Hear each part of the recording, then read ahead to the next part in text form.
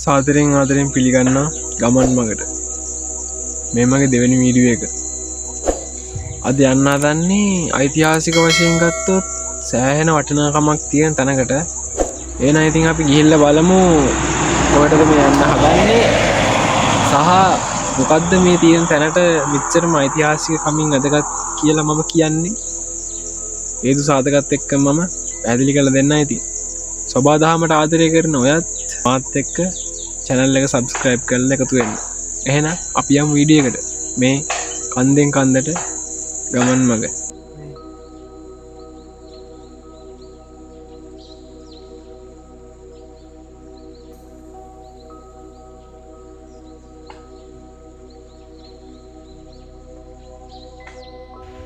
මම මේ ඇවිල්ලා ඉන්නේ පිළිකුත්තු රජමහා විහාරය.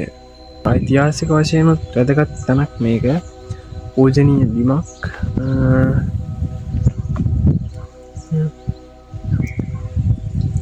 අපි එනම් ගිහිල්ලා බලමු පිළිකුත්තු රජමහා විහාරය අතුලට වෙන්න සහ මේකේ ඓතිහාසික වැදගත්කම. හරි, අපි මේ ඇතුල් වෙන්නේ ගම්පහ දිස්ත්‍රික්කයේ උරුවෙල් පේරුවේ පිළිකුත්තුව කියන අති රමණීය භූමි භාගයක පිහිටලා තියෙන පිළිකුත්තුව රජමහා විහාරය. ඇතුල් වෙන ස්ථානෙම දකුණු අත පැත්තේ තියෙනවා පැරණි පොකුණ. මේ පේන්නේ ඉතින් පැරණි පොකුණ.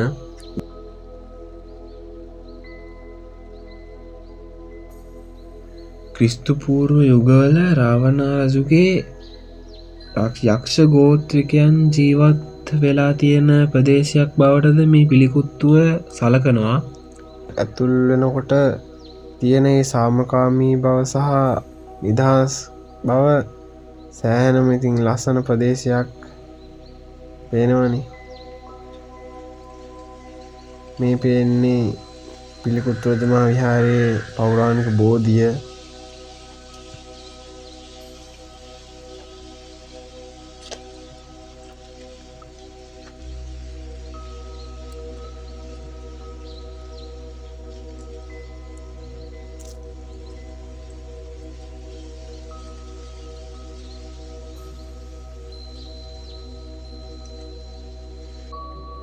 මම පළවෙනි වතාවට දැක්ක දෙයක් තමයි එහෙම ගල්ලෙන් දෙකක් අතර මැද්දේ ස්ථානගත කරලා තියෙන නැත්තම් හදලා තියෙන චෛත්‍යයක්.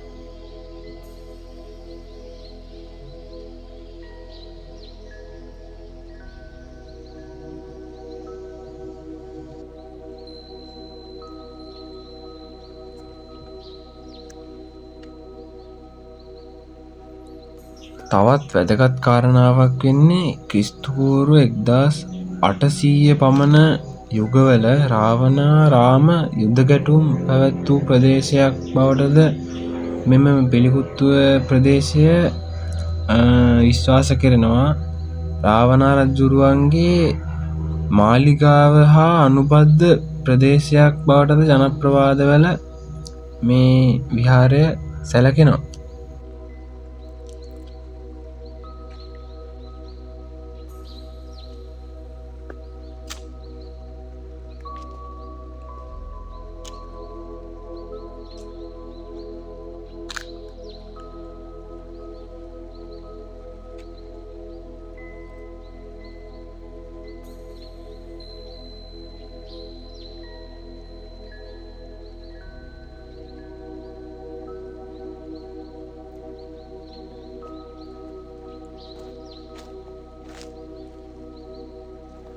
තවත් ගල්ලෙනක් පේන්න තියෙනවා අපිට. ඉතින් අපි ගිහිල්ලා බලමු. මේක නම් කලින් දැක්ක එකට වඩා පොඩ්ඩක් ලොකුයි. වහිද්දී ගල්ලෙන ඇතුළට වතුර යන්නේ නැති විදියට තමයි මේ ගැට්ටක් වගේ කටාරමක් කොටලා තියෙන්නේ. මේකට කියන්නේ කටාරම. ඉතින් මේකෙන් වෙන්නේ වතුර ඇතුළට යන්නේ නැහැ ගල්ලෙන ඇතුළට. එළියට වැටෙන වතුර. ඉතින් ගල්ලෙන ඇතුළට භික්ෂුන් වහන්සේලාට භාවනා කරන්නේම සබාදහමයි ලස්සනට මවල තියෙනවා. ඉතින් මේක ඇතුළ ඇත්තම කිව්වොත් මාර සීතලයි. තව ඉස්සරහට තව ගල්ලෙන් තියෙන ඉතින් අපි ගිහිල්ල බලමු ඒ ගල්ලෙනුත් මේ වගේම කටාරම් කොටලා ඇති සමහර විට අපි ගිහිල්ල බලමු හෙන කිසිම බාහිර ශබ්දයක් ඇහෙන්නේ නෑ ඉතින් මේ භූමියට ආපුහම වාහන සද්ද යාන්ත්‍රික සද්ද මොනුවක්වත්ම නෑ තනිකරම ඇහෙන්නේ කුරුල්ලන් කෑගහන සද්දෙයි උල්ලංග ගස්වල වදින සද්දේ විතරයි ඉතින් මනසක් නිමාගන්න පුළුවන් මේ වගේ තැනක් මම හිතන්නේ ස්වබාදහමට ලස්සන්ට නිර්මාණය කරලා තියෙනවා ඔය ඔත්තනින් පේන්නේ තවත් ගල්ලෙනක් මේ තියෙන්නේ ඔතන ගල්ලෙනක් තියෙනවා ඉතින් පුටෝකුත් තියෙනවා ඔතනින් පස්සේ තවත් ඉස්සරහට තව ගල්ලෙන් තියෙනවා ඉතින් අපි යම් බලන්න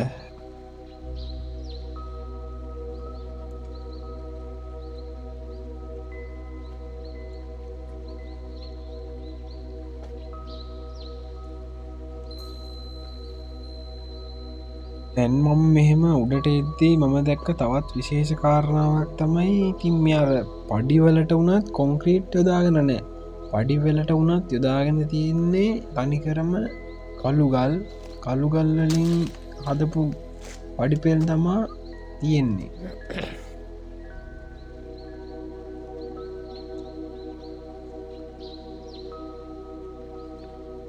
පද්දයක් තමයි මේ විහාරයේ විහාර මල්ලුවේ තියෙන අපි දැක්කා බුදුගේ බුදුමැදුර ඉතින් ඒවා වුණත් හදල තියෙන්නේ මහනුවර ඕලන්ද ආදී යුගවලට අයත් වාස්තු විද්‍යාත්මක අතින් අපූර්ව විදිහට නිර්මාණය කරලා සැලකෙන නිර්මාණය කරලා තියෙන ලස්සන දේවල් වලින් අපිට ඉතින් ඒව බලන්න මේ වෙලාවේ බෑ මොකද බුදුමැදුර වහල තියෙන්නේ මේ භූමි භාගය අක්කර 200ක විහාර කන්දක් තියෙනවා ආසියාවේ පැරණිම පුස්වැල තොට ශිලාලිපි තොප්පිගල බැලුම්ගලාදී බෙහෙත් පැලෑටි වලිනුත් මේ වනාන්තරය සමන්විත වෙනවා අපිට වෙලාව තිබ්බොත් අපි ගිහිල්ල බලමු අක්කර 200ක කන්ද තරණය කරන්න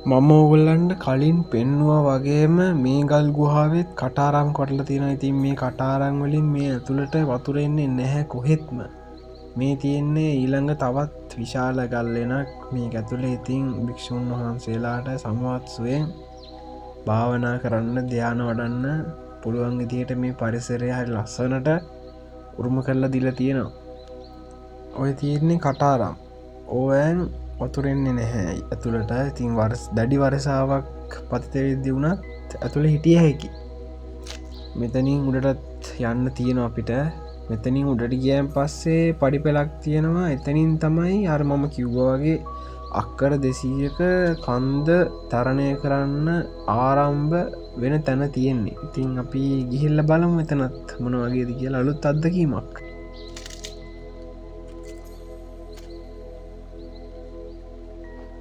මෙතන තවත් ගල්ලෙනක් තියෙනවා ඉතින් ඕගලන්ට පේන මේකෙත් කටාරම් කොටලා තියෙන්නේ ඇතුළට අතුරෙන්න දිට මෙතනින් තමයි ආරම්භ වෙන්නේ ඒ අක්කර 200ක් උඩට තියෙන විහාර කන්ද ඉතින් අපි යමු අපිට වෙලා විතුරුණා අපි ගිහිල්ල බලමු ඉතින් ඒවත් උඩට ගිහාම කොච්චර ලස්සන්ට තියෙයිද මොන වගේද කියලා එහෙනම් අපි උඩට ගිහලා බලමු එහෙනම්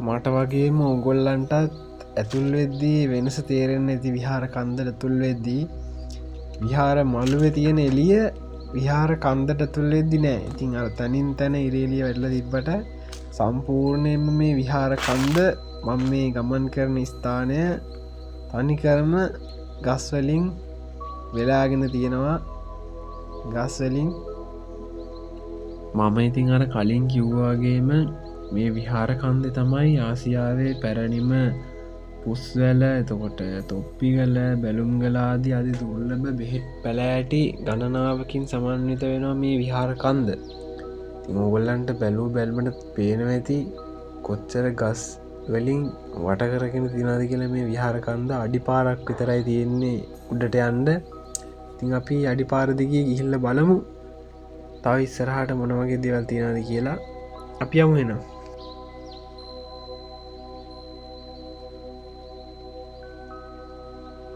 ඕගොල්ලොත් මේ වීඩියෝ එක බලලා විහාර කන්දට එහෙම නැත්තම් පිළිකුත්තුව රජමා විහාරයට එන්න කැමැත්තක් ආසාවක් තියෙනවනම් උගොල්ලන්ට එන්න ප්‍රධාන පාරවල් දෙකක් තියෙනවා.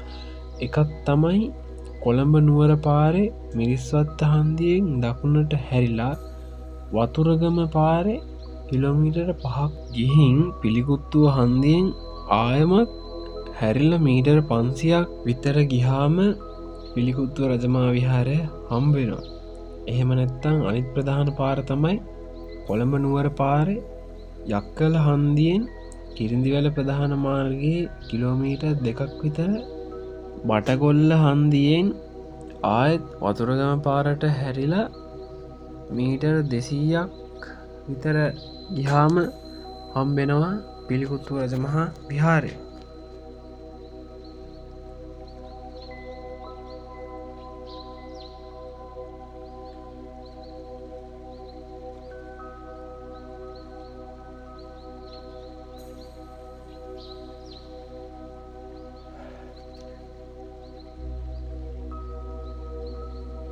හිමීට නොතේරි ආවට දැන් සෑහෙන්න දුරක් උඩට ඇවිල්ල තියෙන ඉතින් තව උඩට තියෙනවා.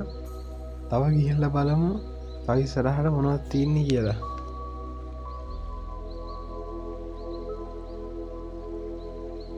මම හිතන්නේ මේ තියෙන්නේ පුස්සලක් වෙන්න ඇතිනි. වීඩියෝ එක බලන අය මේක පුස්සලද්ද කියලා දාන්න කමෙන්ට් එකක් මන්නන් දන්න ඉතින් ඒ සම්බන්ධ මට ඉතින තින පුස්සලක් වෙන්න ඇති කමෙන්ටක් දාන්න බලන අය මේ මහත පේනාන.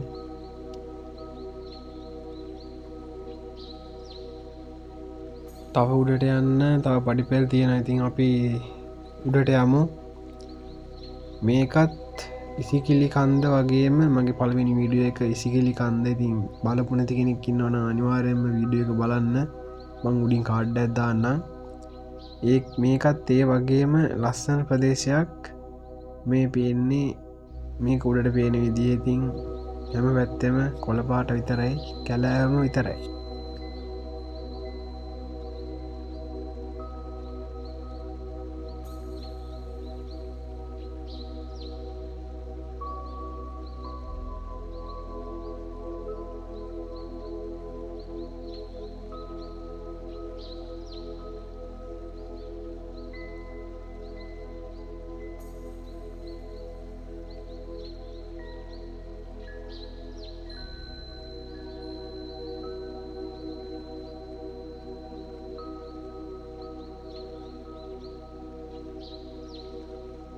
මං හිතන්නේ අපි උඩට ආවා.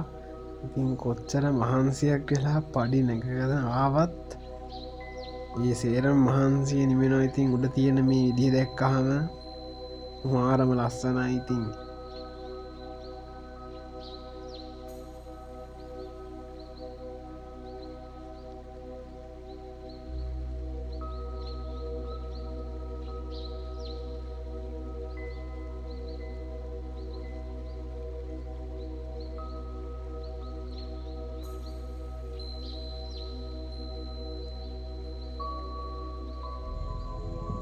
අපි දැන් ඉන්නේ කන්ද උඩට ඇවිල්ලා. ඒකැන් දැන් මම කන්ද උඩට වටපිටා මාර ලස්සන්ට පේනවා. ඉතින් ඔකොල්ලොත් ඇවිල්ල බලන්ඩ මොන වගේද කියලා මාරම ලස්සනයි.